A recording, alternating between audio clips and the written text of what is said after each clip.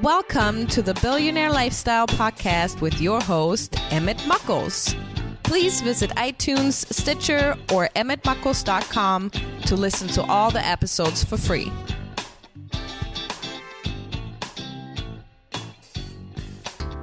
Ladies and gentlemen, welcome to the Billionaire Lifestyle Podcast. This is your host, Emmett Muckles, and you can find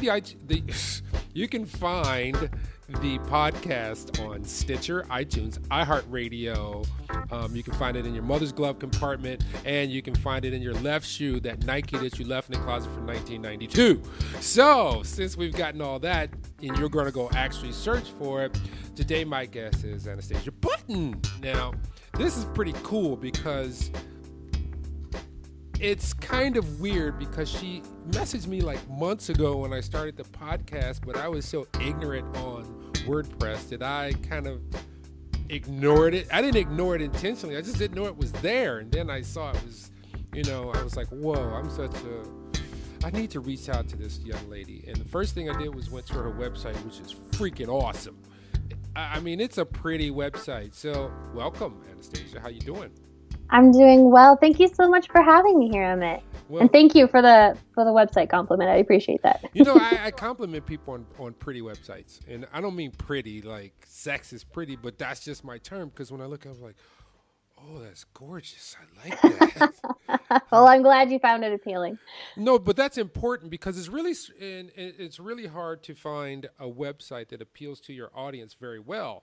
And if it appeals to me and, the females in my life and the men in my life to say, like, Emmett, you have a very strict sensibility of taste. So kudos to you, homie. So let's talk about you. You're a millennial. Mm-hmm. I am. Went to college, did your thing, and something clicked in you. So what's your journey? Well, my journey is, in a sense, a typical one, but yet unusual. So I was a typical millennial, as people would say. I was kind of floating through life. I had a degree, but I wasn't able to use it. No one would hire me. And so I almost went back to my mother's basement, but I saved myself. And I had this, the fork in the road came my way. And I had to decide whether I was going to continue with education. And I actually went through that process. I applied, and I actually got accepted to the University of Leicester in England for a master's in classical archaeology. And so I was already ready to go, but then I also had this other path in front of me, and it said, why don't you be an entrepreneur? And I said, why not? And so I decided to not buy the plane ticket to England, cancel all of that. And so I decided to go into entrepreneurship. And that journey alone was one of self-discovery, really. Right. And so I did a few things here and there that didn't pan out. And then I ended up being a roofing contractor. Yes, I would knock on doors and try to sell roofs to people that really didn't need them. So let's backtrack on that. Well, what?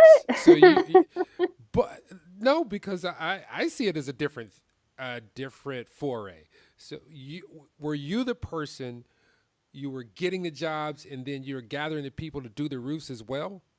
No, what I was doing is I was actually getting the sales. So I would actually go to the homeowners and knock on their door and I'd say, hey, hail season came by. It knocked up your house. Let's try and get that roof redone so that your insurance would cover your house. And so I would have men who would come over and install the roof. I didn't do that. I just sold the roof and managed the job. But it was a very let me put this nicely, as a man's world, and very traditional, very old school, as you could put it, where, work hard, hustle hard, work 20 hours a day and only make $80,000 a year. Like, it was not a glamorous lifestyle. And I was doing it because I was trying to fit a purpose into my work instead of having my work have its own purpose. And so I decided one day, I'm on this roof and I'm absolutely miserable. I hated life. People were literally throwing their doors in my face saying, no, we don't want you. We don't want to talk to you. I mean, talk about the epitome of rejection. And so I'm on this roof one day and I said, oh my God, life sucks so bad. What am I doing? Maybe I should have gone to England. Maybe it's not too late. But then I realized, no, entrepreneurship is something I really want to go for. And I was at the time in Toastmasters. I'm not sure if you're familiar with Toastmasters. Come on, man. I don't want like 4 awards. Oh, okay. We got a seasonal toasty here. Right. I've been a VP of PR. I've been that dude. I've even been a regional VP. Oh, wow. Wow. Well, congratulations. That's Right. awesome. Yeah, but that was a while ago. That was like 4 or 5 years ago. Right. Well, you can understand that, Toastmasters, it really helps you to build confidence in yourself and it starts to explore areas in your life that you weren't touching. And that's what it was doing for me. And I realized I really wanted to be a speaker because it became natural for me and I thrived on the stage. And so I said, I'm going to jump off this roof and I am going to become a public speaker. I just said that one day and I did it. I jumped off that roof. So, All right. you said, I'm born to be a speaker. I was born to be a speaker. And so I jumped off that roof and I went into the speaking world. And everybody told me, you have to have a book. You have to have a book in order to be a professional speaker. Yes. And so I was like, okay, I guess I better do a book. And so I started going down that road. And mind you, I'm still doing roofing because roofing doesn't just stop. You have to actually finish the jobs that you sell. And so it took a few more months for that to end. But in the meantime, I went into discovering, what book do I want to write? What book am I going to do? And all of a sudden I got this email saying, go to this boot camp to learn about how to write a book. And so I went and it was a 3-day thing and a publisher was actually in the room and we talked to the publisher with Blackheart Books and he said, I love your idea. Let's make you an author. And so I was like, oh, okay. And so here we are. Let's fast forward just almost 2 years now. And I am the author of the book, #New Job, New Life, the Millennials Take Charge Plan for Success. And I'm an international speaker, adjunct professor. When you say international, how international are you? I went to South Korea. Yeah, you're international. It wasn't just over the border in Ottawa or something. Yeah, that was a lot of fun. And it's just absolutely crazy when you decide to finally unleash your authentic self to the world, because that authentic self has a purpose. And that purpose can come in a message, and mine came in a book, and for me being on stage. And the world opens up to that opportunity, and they have been waiting for that authentic self. And they surely did wait for me. And now it's an amazing life, and I don't look at roofs anymore. I have to ask you a question, though. So, you were on this journey. You set your mind to it, and you said, I'm going to be a speaker. And becoming a speaker it can be a little more challenging. And this is for all those people who are aspiring to be inspirational, motivational, informational speakers. What was your steps? Because a lot of people try and a lot of people fail because it's a lot of shameless self-promotion.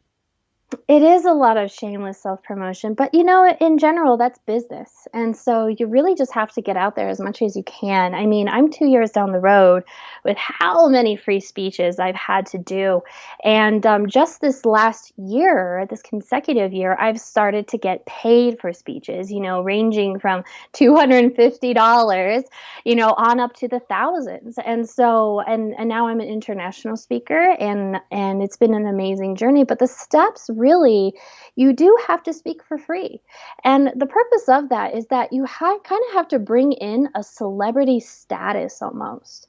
People have to know you, whether it's local and then build that to regional, national, international. And so when you start to do that, you start to get more people interested in you. Now, when people are interested in you, they start talking about you. Then event planners start listening, companies start listening, schools start listening. And then all of a sudden you're getting emails and you're getting phone calls. But it does take time and it takes some hustle and it takes a lot of networking. So what were your first steps? I mean, like you wrote this book and thank God you had a publisher, because I've self-published a book and it's daunting. It's a little, because, you think everybody has a book in them. And that book comes out and you think, I'm going to just write this and I'm going to send it to somebody and everything's going to be peachy. Then you have to learn about streets of your book. You have to learn about borders. You have to learn about fonts. You have to learn about how many words go in a sentence to look good. You have to learn about, all these things that you don't take into consideration, but it's a great process to learn. What were some of the things that you discovered during this journey? Well, it was, like you said, it is very daunting at first because it's this huge product. And really what you're creating is not just product, you're creating a brand for yourself too.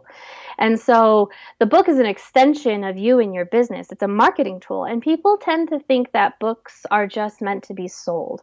You do not want to sell books. You will not make money selling books. So get that image out of your head. If you're writing a fiction book and you want to be like Harry Potter, that's a different story. This is more for the motivational, inspirational, that inner story that needs to go to help people's lives become better. Those books are marketing tools. And so speakers use books as a marketing tool to get those gigs. And so because when you have a book that's self-published or it's through a publisher, however that looks, you are already more credible than the other speaker who doesn't. And so when you have that marketing tool and you leverage it correctly, you have the branding behind it, you have the steps in place, then you can get those gigs. But the first step is to really have, what message do you want to get out there? Put that into the form of a book. Have 10 chapters, 10 pages each. It doesn't have to be War and Peace, for crying out loud, Yeah. Keep it short, sweet, and to the point, because people don't have time for these huge novels anymore. That's true. And so, and then if you want to do an audiobook, that's going to be very exasperating. So, there's all sorts of different ways that you can go about publishing your own book, whether it's self-publishing or a publisher. And that, I feel like, people don't look into enough. Everybody just goes right onto Amazon Create Space when there's all these other actually large publishing houses that you can self-publish with. You can self-publish with Penguin Publish Housing, for crying out loud. And it might be a little bit more expensive, but do you want that on your brand? That's the question you have to answer. And so there's all these different ways, and it really just comes into being informed and understanding what kind of platform do you want to be sitting on. So when you, let me get this right. How did you find yourself? How did you find your message? How did you find your brand? Was it an epiphany, or was it something that you had to piecemeal together and then you had a thing? I don't think you ever stop developing your brand. In the beginning, it's kind of like, okay, I'm going to do this and I'm going to do this. And you're kind of trying to put all the puzzle pieces together, when in all reality, you are not necessarily creating your brand. The audience is creating your brand. The perception, that's true. Absolutely. And so, that's why I think free speaking is so important, because if you just go straight out there thinking that you're going to be a paid speaker with this and that, you actually might not be ready. The audience might not understand your message because you haven't tested it. Yeah. And so that's why I think it's really important to get out there to the Rotaries, do some Toastmaster things, go to some schools, do some charity work with speaking, because that's really when you start to see how your message is affecting people. What are their real pains and what are the benefits that you can really give them? Because that's what a brand is. People can identify what you do and who you are based off of your story and your history. And that's the brand that you need to create. So it does take time, but people tend to be too impatient to do that. I give you big kudos because you're a young woman. You're very your appearance is appealing, so I can see how when you come in the room, they're like, who is she and what does she do? Well, thank you. And like I said, I like your website, and I always say this to people, and my wife and friends always give me crap for it, but your makeup is flawless on your website. A big thing that people also don't put the investment in is, again, it's all about visualization.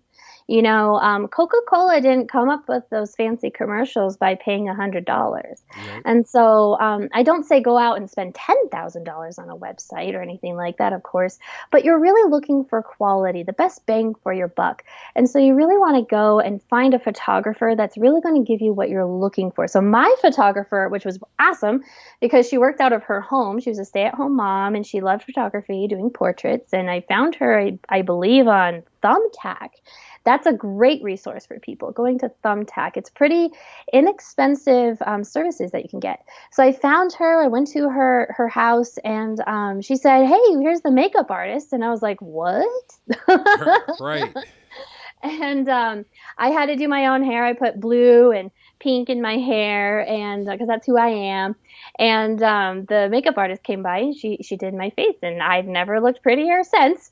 But it was a wonderful experience to be able to have that image that I can put out to people. And I wasn't trying to be flawless, but I was trying to show me, the confident me who has the crazy hair colors and has the spirit behind her to really help people. And that was the platform I wanted to create. But that's what I like about your visual approach to your presentation, is the fact that it literally is you. I mean, and it's you almost, the way they lit it and the way you presented it. I could take this and pop it on Pinterest and it would fly. That's how I judge pictures. If I put it on Pinterest and someone will stop, and that's how you laid out your website. But that's enough about your website. Well, the website is the extension. Again, it's the extension of your brand. And so I wanted a certain type of feeling that people would have with my brand. And people don't connect that. They don't think of the feeling and the emotion inside that you're going to stir up in people so that they understand what they're missing and how you can provide the solution for them. What do you find more captivating to your audience? Is it Facebook, Twitter, or is it your website itself? Well, primarily my audience is millennials and those who want to attract millennials to them as customers or in the workplace. So my audience is primarily on Facebook, Instagram, and LinkedIn. So I'm very active on those platforms. And I'm here and there on Twitter and Snapchat, but it's not my primaries. And so what's your core message for people who are looking for your help? So what I do primarily is I help people identify what their purpose in life is so they can leverage that to find a career or to start a business that is meaningful and fulfilling for them. So in a sense, we are creating a life that you feel like it's worth living. Whoa, good job. I mean, you had it in a nutshell. You practiced that. It's been 2 years. And again, there's another thing, the practice. And in the beginning, I tell you, I was kind of, I do this, I do that. I help millennials get out of your basement. Like, it was everything. And, but eventually, once you start saying things over and over and over, networking, podcasts, on blogs, on videos, everywhere, you start just being your brand. Really, that's what you are. You're an extension of your brand. You are your brand. And so when you're doing that over and over again, all of a sudden it clicks and it's polished and it's exactly what you've been trying to do and accomplish all those, weeks, months, maybe a year. And it comes together. So that's how I was able to spit that out, was because it's just honestly practice. Yeah, you're really correct in that fact, because with my website, I was really trying to make it something. And a friend of mine said, stop trying to make it something. Let it make itself. Yeah. And so the Billionaire Lifestyle, it became that. What do you do? I'm the host of the Billionaire Lifestyle. It's not about money. Right. And then they go, oh, really? Oh, Billionaire Lifestyle without money. What does that look like, right? Exactly. It's the Billionaire Lifestyle. It's not about money. So casually, and then it makes people think introspectively. Well, what is it about? I'm like, you're already a billionaire. You have 1 billion cells. You have 1 billion thoughts. I'm like, you're around 1 billion people. So you're already a billionaire. So what's the point? So now it's just, the point is to live. Absolutely. I love your message too, Emma. And, it's actually been interesting because how everything comes in synergy. The universe provides what you've been looking for and what you're surrounding yourself with.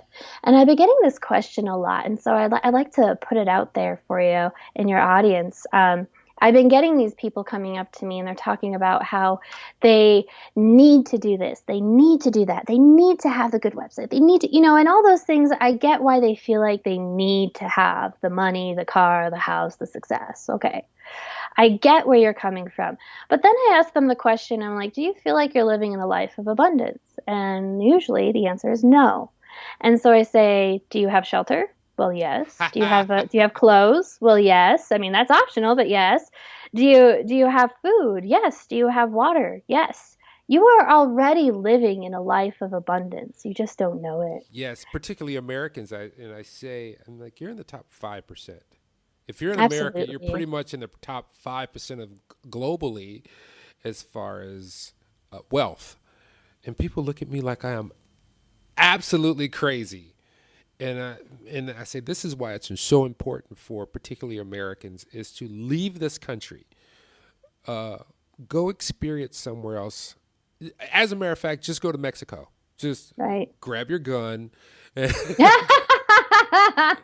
Grab your gun and some body armor just in case, because you're American, and just actually go to El Paso and look across the border, and you will see how entitled and how fortunate and how you should give gratitude at every moment, because you are so fortunate to be just born or inhabit this land of America or Canada for that fact.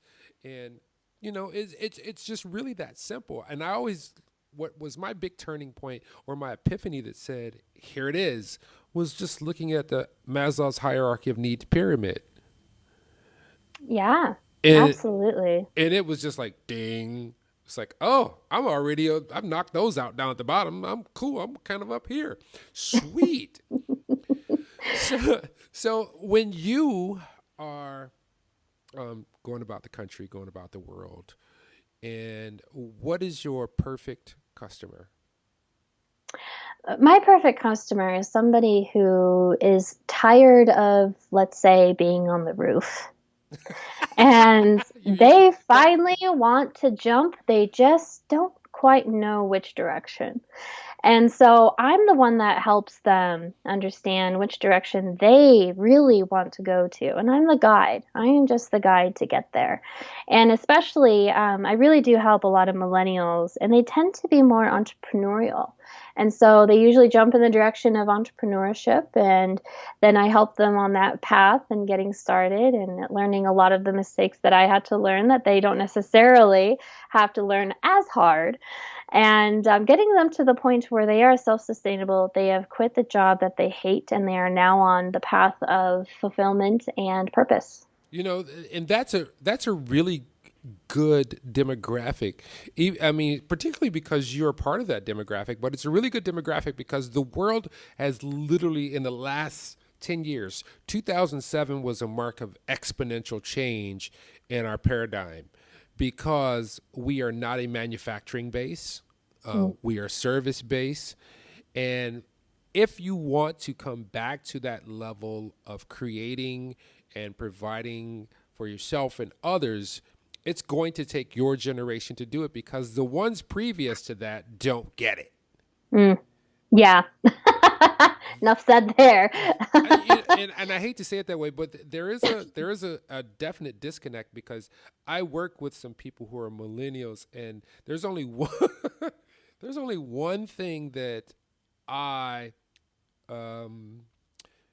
I say millennials, I think under 27. Mm-hmm. That group, because a lot of them don't have children.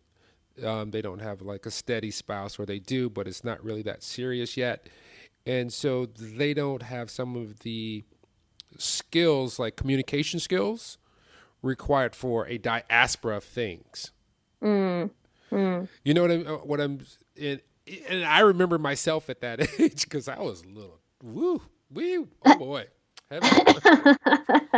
but only after you experience some things that you learn that you can't communicate one way. You have to be able to look at the world through the other person's eyes. Because my daughter, who's 25 now, she used to tell me this when she was like 13. Daddy, you have to be nice to people. She's like, you just can't say what it is you're thinking. So I was about 30 or something at the time, and I was like, oh, yeah, I guess you're right. She was like, sugar attracts everyone. That's awesome. And that's a common theme, actually, that when you're in your 20s and you don't really have this like identification of how do I communicate with different generations, people coming from different areas of life.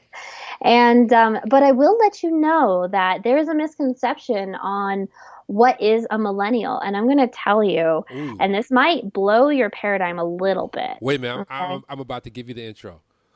Ooh. Drop that science, Miss Button. Right? Well, because the reason why I say I'm going to change the paradigm is because a lot of people think that millennials are still in college or they're just graduated college, but actually millennials range from being born at 1997 to 1979 to 1994. And so today they are between the ages of 25 to 39. Yeah, I know that because my wife is a millennial. Oh, right. Woo, woo. I am surrounded, but I'm going to tell you and we keep saying millennial, but we really mean a generation of individuals. Mm-hmm. And the one that's giving me the most perspective is my youngest daughter. And I was hanging out with her and I was hanging out with her friends and I was just being a voyeur, and they built such a sense of community with each other. Mm-hmm. And I asked her, I said, hey, bae, I'm like, tell me what's your philosophy, you and your friends are. I was like, because I was peeping what you guys were doing and how you were getting along and how you really don't have qualms like my generation would have. Especially with like relationships and intertwined relationships and things like that. She was like, let me put it to you like this, Daddy. She was like, we watched you work a job that you freaking hate just so that we could have stuff. We watched you be in a relationship that you really weren't that comfortable in, or you were comfortable in, but you didn't know how to get around it. We watched you chase after the American dream. And then right when you think you're set, a force that's greater than you says, it's not yours. We're taking it back. She's like, we've seen all that. So when you see that occur, how are you going to react? You're not going to take it as seriously as the generations before, because all those things that you've built up are falsehoods. They're not yours. They're just perceptions. They're the things that you are chasing that are not your own. They're someone else's ideology. Absolutely. And you are absolutely right. We don't take a lot of stock in kind of more, I guess you could say, traditional mindset and how you should save money, you should do this, you should, trust real estate market, all of those things. Obviously, we've learned differently. And, to me, buying a house is probably the scariest thing I could ever imagine because I know it's not safe. It's not safe. It's a money pit. It is in a sense. And it's like, basically, I'm kind of living rent free, but not at the same time, so it's like weird. But so instead of stuff, as you put it, as your daughter put it, instead of investing in stuff, we are all about investing in our lifestyle. Yes. And so we are all about travel and making connections with people. And yes, we're going to go to the coffee shop, 3 times a week and have that iced coffee, play guitar, and maybe drum on the computer.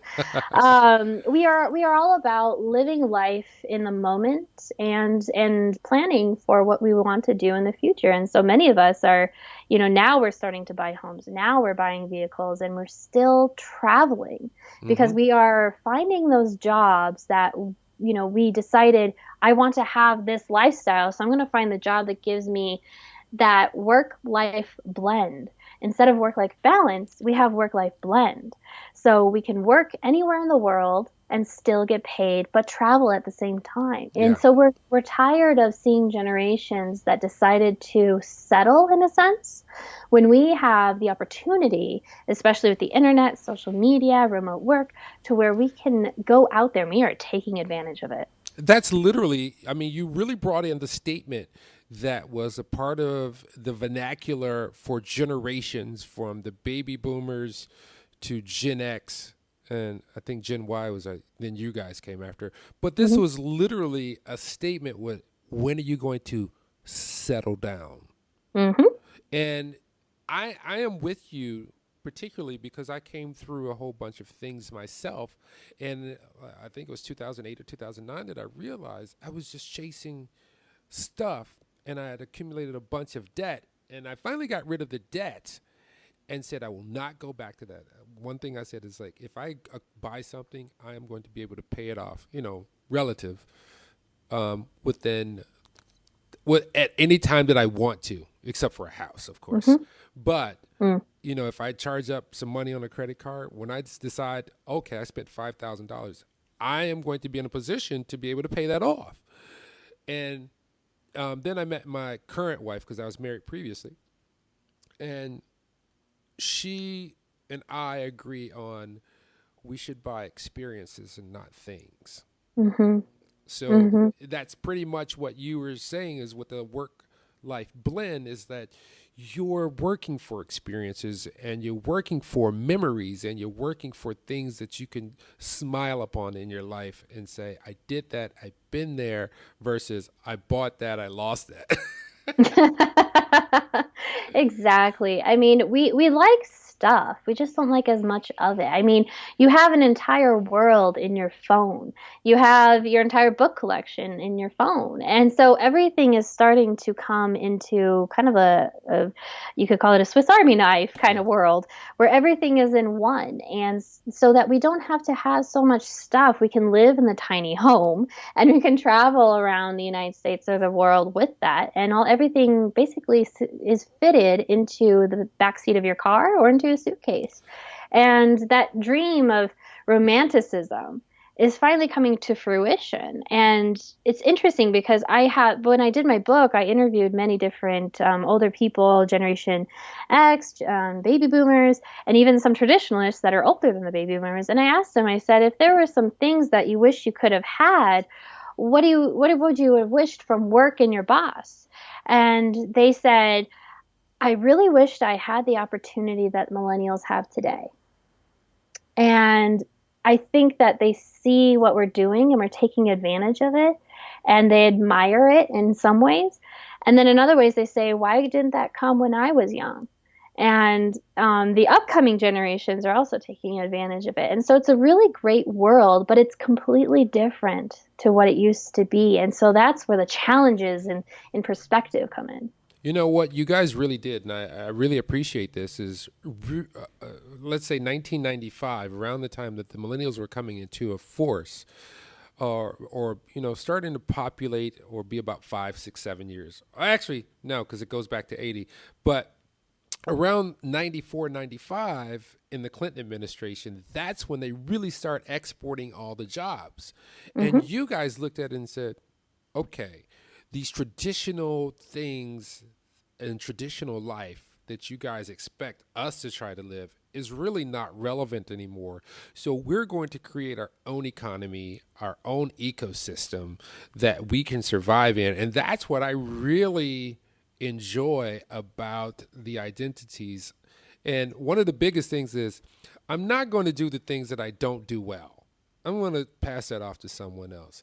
And I'm going to be efficient about what I do. That's what I understand now. And it took me a couple of years to figure that out, because I was kind of in the boat with everybody. I was like, those millennials suck. Then I was like, whoa, they figured it. They figured the game out. They literally figured the game out. They were like, wait a minute, why do I have to come here and be here for 8 hours? I got here at 8. Everything that you wanted me to do, I finished by 10 o'clock. Why can't I go home? Mm-hmm. because I'm just going to sit here on Amazon and look for hot deals of the day until it's time to go home and play Candy Crush.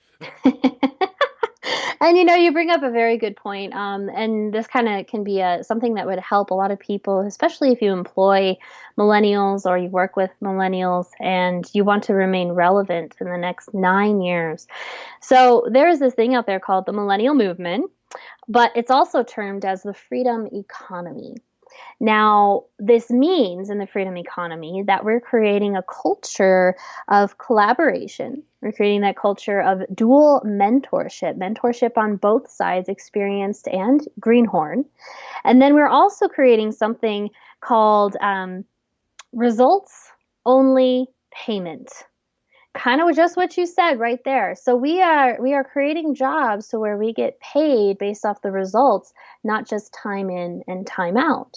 And as a business owner, you have to look at that. Would you like to pay an employee that sits there, does work for 2 hours, and then goes on Amazon, plays the Candy Crush and all that, and you're paying them to do that? Would you rather have an employee doing that, or would you rather pay for the actual work being done and save money? I really appreciate having you on the show. It's not over. I'm just saying I really appreciate. Oh, okay, that's it. Goodbye. I'm just saying I really appreciate the fact that you're putting a voice to some things that many people really don't talk about, many people don't understand, and they haven't come to terms with. And it's really much simpler than they let it on to be. But one thing that I would like to see is more, like you said, mentoring, where both of these sides get to understand and where people can be succinct, and particularly millennials to generations that are older than them, to lay it out literally how it is versus, oh, you just don't get it. Well, help me to understand, or help someone to understand, because we're at a precipice here.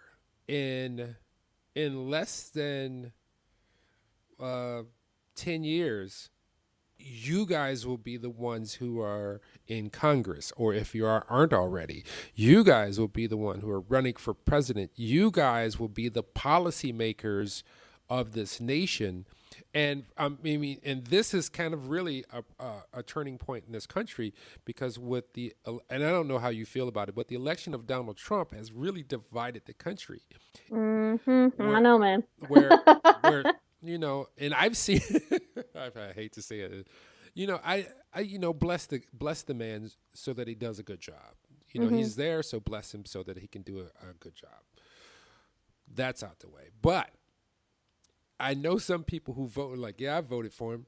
Damn, why did I do that? Like, I didn't think he really was like that. I thought he was just, trying to get the job, and then he was going to flip the script on us and, act accordingly. But, that's neither here nor there. But like I said, you guys are literally the future. You guys are the now. And it's important for you to do your work so that you can see how cohesive and how much the same we all are. Yes. And that's something that I do as well, because I'm also an adjunct professor at the University of Denver here in Colorado. And I teach executives along with my upcoming business partner, actually. So surprise, upcoming business partner who's a baby boomer, and I'm the millennial.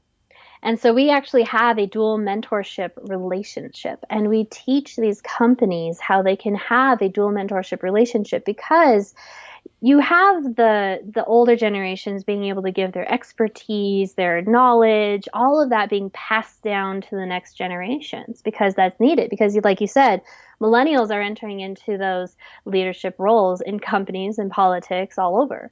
And so we can pass that knowledge down, but also the younger generations have the eagerness, the ideas, the innovation with all the technology that they can teach the older generations. And so now we're creating this power room of ideas and experience.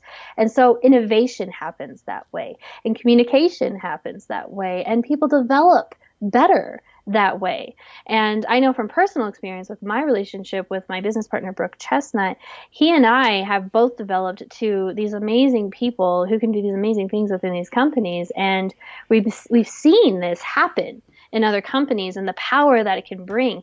And I tell people this all the time. You really should consider having a dual mentorship relationship, either if you're just in a career or you own a business or you have employees. Create a dual mentorship program in one way or another, because, like you mentioned, we will be entering politics very soon. And as I remember my civics class, you have to be 40 years old to be president of the United States. Well, millennials are 39.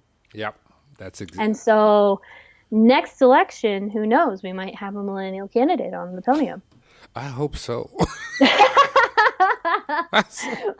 But bring some new energy in there, right? That's one thing. That's one thing about it, though. When the pendulum swings, it swings hard. Because if you think about the president that we had, just think about. Let's go back to the president we had before Obama was in office, and then Obama, the pendulum swung the opposite way.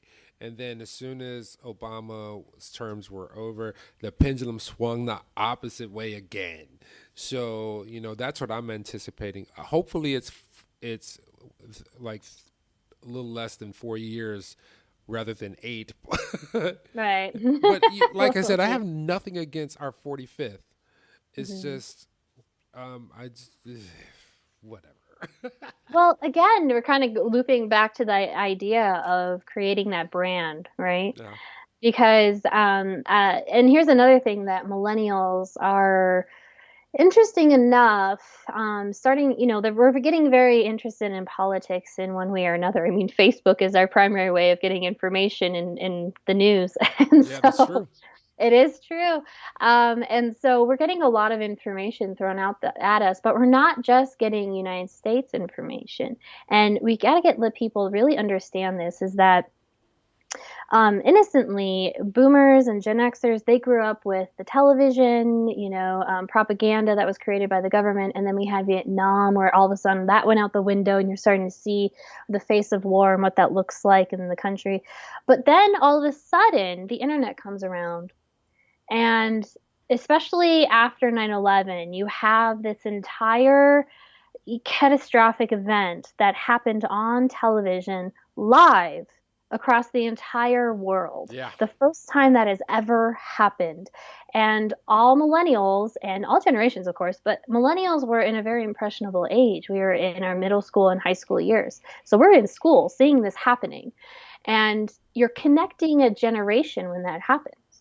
All of a sudden, this idea of, well, do I want to work the 9 to 5? Do I want to do this? Do I want to do that? Or do I want to create an impact to better this world? And so now, instead of having a local identity or even a national identity, which we do have, we have a global identity. And so you really have to look at millennials and these upcoming generations too, and how they are so hyper connected through the internet, through the events of their lives, to where they are a global citizen as well as a national citizen. And so with that, when we look at politics, when we look at things like that, when we look at Facebook, you have to think that we're coming from a global mindset and not only a national mindset. You know what I like about your generation the most? The one key factor is that you guys were a generation of hip hop. Yes, we were. And I hate to say this because I recently did some research, and if it wasn't for your, let me see, how do I want to word this? Non-people of color. You know what I mean. Anyway. Yeah, white people. Yes. But because music used to sell in, like the urban neighborhoods, and I looked at some of the songs that were just bomb hits back in the day, but they only sold 500,000 copies. And it wasn't until hip-hop started to expand that people started selling 1 million, 2 million, 10 million records. And that only happens when everybody is included in the conversation and of consumption. But it's not just consumption, it's ideas that are being pressed forth in the music. So now did you grow up in Denver? I did. So growing up in Denver, you can listen to 50 Cent just like I was listening to 50 Cent, like, wow, and find a common bond, which is a really awesome thing, because now you have a totally different perspective than even your parents and grandparents, where your grandparents may say something. You're like, come on, that's so old school. Stop that. Stop that. Because I do it with people who are my own age. I'm like, stop that. I'm like, this is a new time. I'm like, that is over with. But um, I just, like I said, I really want to give kudos to you for just stepping out and saying, this is who I am. This is who I will, kind of always be lumped in with. And this is how we do it. And this is how we can change the world and change the perspective of this planet. So let me delve into your workshops. What workshop do you have coming up? Well, actually, that's kind of on pause in a sense. I know, shocker. But I still do coaching, one-on-one coaching and things like that in terms of helping people build businesses and change their careers to more fulfilling and purposeful. But what I'm doing right now with my upcoming business partner, the Boomer, he and I are working together to help companies. I know, the Boomer. He and I are helping companies understand the multi-generations of their workforce. So all generations. We have 4, sometimes 5 generations in one workplace. And so we help the companies understand who they are, what they're motivated by, how can they all communicate so that we're more productive and we have less staff turnover rate. And so we have a series of seminars coming up, especially here in Colorado, and we have many speaking gigs as well. And so you're going to start seeing more and more of that and more of that content, especially since this year, Generation Z, the one that's following the millennials, they are graduating this year from college. Oh. Yep, surprise world. You thought you had a millennial problem. Yeah. We got a whole new generation that thinks very differently from millennials. So you cannot clump them together because they will not like you for it. No one wants to be associated with millennials. Let's just put it out that way. That's all right. So do you also talk with people in your generation on how they can otherwise communicate as well their ideas so that they are succinct and clearly understood, so it's just not this wandering question like, they all do that. Like, no, yes, I am a millennial, but I am an individual as well. And here's my take on the situation. This is why I am and what I do and why I am and why I do what I do. Yeah, so I do, in a sense, advocate millennials and especially individualism. It's very unfair in any generation to label them as one word. And we all know that one word for millennial is entitled. And it's very unfair to do that. And you'd be surprised how many times I'll be speaking in front of a room of, let's say, about 100 people, easy. And I'll say, okay, who knows they're a millennial? And people would, raise their hand and the room gets really quiet. And then I put up the dates that if you were born between 1979 and 1994, you're considered a millennial. Who just found out they're a millennial today? And all of a sudden you see the hesitant hands starting to rise. And they're just going, I am not part of this generation. And I get that very often. I actually was on the news back in January, and one of the anchors was a millennial. And before we actually had the interview, I asked him, well, are you a millennial? And he's like, well, what dates are the millennials? Because I don't think I'm a millennial. And I told him, and he said, I'm a millennial? And I was like, yes. And he's like, well, I'm never going to tell anyone that. And so, every generation I feel has almost a stain on their reputation in a sense, or assumption. And I really advocate to get away from that on any generation. Baby boomers are not just old white men. They may be small, but they're not lost, and so it's a lot of these stigmas that I really break away, because we're really just talking about people wanting to live the lives that they want rather than the lives that they've been told to have in all generations. And we all want to have certain things, and we all have different motivations and styles and values, but it doesn't matter, because you are allowed to have what you wish as long as you are willing to own up for who you are. Very good. Very good. So on your website, you can grab your book or grab a pre-order of the book? Yes, I would love to give you and your audience actually a free downloadable version of my published book. So that comes into your email box. You can go onto my website, www.anastasiabutton.com. I'm the only Anastasia Button, I think, in the world right now on the internet. So you can Google me. You can find me on social media. It's kind of nice that way. So if you go into my website, you can get a free downloadable version of my book, and you can get right away into identifying what your purpose is and how you can leverage it. What's really cool is you do a lot of expressions with your face. I do. And, so right now I have you on 3 screens as I'm interviewing you. I have you on my iPad from YouTube. I have your website that I am, as we speak, I'm just going through each page so that I can have some video content so people can see where it is. And I'm just like looking at all these faces you're making. I'm like, that shows confidence. Someone who can emote with their face shows confidence, and I commend you for that. Thank you. I was actually called anime in college because I was so expressive. At least they didn't call you. What did you say the name was? Anastasia? Oh, anesthesia. Yes, yes. Well, I am very expressive and I'm true to who I am because I have 3 core values that I always believe in: transparency, authenticity, and integrity. And I live by those on every minute of every day that I can, because I don't just expect that from me, is I hope to gain that from others. And so how can I ask them to be that way if I'm not that way myself? So do you have a podcast too? I have just begun one. I am actually really excited about this. It's called Cruising with Anastasia. You can find it on SoundCloud right now. Oh, come on, man. You got to get you. I'm working on it. I'm working on it. Don't worry. As soon as we're done, Emma's going to school you in 101. Because I'm open to it. Because I know you have a lot to say. So give me everything, how people can reach you. Give me Twitter, Instagram, Facebook, LinkedIn, YouTube. Give me the podcast again, and then we'll move on from there. Well, I am on all those platforms. Is my name, Anastasia Button. Spell it. And ANASTASIABUTTON, just like cute as a button. And Anastasia the Princess. You're not related to Benjamin, are you?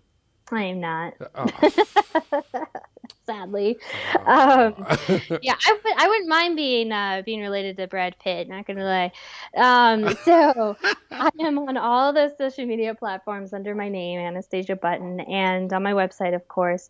And for my podcast, you can search my name, but you can also search Cruising with Anastasia, because I called it that because I only really get inspirational if I'm not having a conversation, but I get really inspirational when I'm in my car driving. And it's a lot of wasted time. So I started recording myself, and I talked to my podcast. Good. Who did your website, by the way? It is just so nice. I'm so glad you asked. I love talking about them. They're called 10th Muse Design. 10th Muse Design. And they're an amazing company. They really help people build a brand and their website. Are they affordable? They are affordable. Man, if you're cool with Fiverr, you're cool with Fiverr. But if you want something a little bit bigger than that, then they're the best ones. Gotcha. Well, it's been absolutely awesome talking to you. So I usually come to Denver once or twice within a 15-month period. I am going to look you up, and we are going to... I'll probably interview you again, except we'll have coffee house sounds in the background. I like it. And hey, vice versa there, bud. You've been awesome. Thank you so much for being a great host. If you're ever in Chicago, look a guy up, and we'll do the same here. Absolutely. All right, ladies and gentlemen, this has been the Billionaire Lifestyle Podcast. My guest today was Anastasia Button, who is getting it together, helping millennials and baby boomers and everyone come and coalesce with each other so that we can build a better world, a better today, and a better tomorrow. Remember this, you're going to, at some point, look in the mirror and you're going to see this face staring back at you. It's going to be your face, and that face is, whether you know it or not, an absolute miracle. And if you're feeling blue, if you're feeling down, if you're feeling not quite right, because we all get there, I get there too, but you always have to realize all the little things it takes to make you what you are. You are like a star in the sky. It's just immeasurable. Your value is just so precious that you can't measure it. And remember, when you think no one cares, there's someone who is eagerly in love with you. They just haven't told you, because they think you're so special that they haven't told you. So just open your heart, open your minds, accept that you are a miracle, accept that you are special, and live your life to you and feel pleasure and love in that. With that, thank you, Anastasia. Thank you for having me. And we're out. Deuces.